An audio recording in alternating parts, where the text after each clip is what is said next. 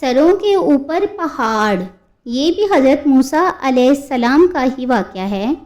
حضرت موسیٰ علیہ السلام نے تورات شریف کے احکام پڑھ کر بنی اسرائیل کو سنائے اور فرمایا کہ تم لوگ اس پر عمل کرو۔ جب بنی اسرائیل نے تورات شریف کے احکام کو سنا تو ایک دم انہوں نے ان احکام کو قبول کرنے سے انکار کر دیا۔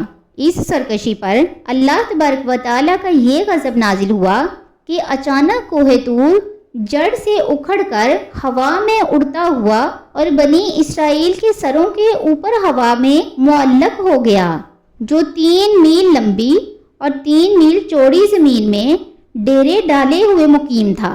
جب بنی اسرائیل نے یہ دیکھا کہ پہاڑ ان کے سروں پر لٹک رہا ہے تو سب کے سب سجدہ میں گر کر عہد کرنے لگے کہ ہم نے تورات کے سب احکام کو قبول کیا اور ہم ان پر عمل بھی کریں گے۔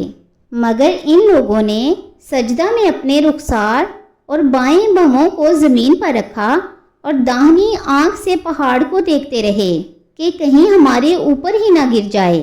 یہی وجہ ہے کہ اب بھی یہ لوگ اسی طرح سجدہ کرتے ہیں کہ بایاں رخسار اور بائیں بھویں زمین پر رکھتے ہیں۔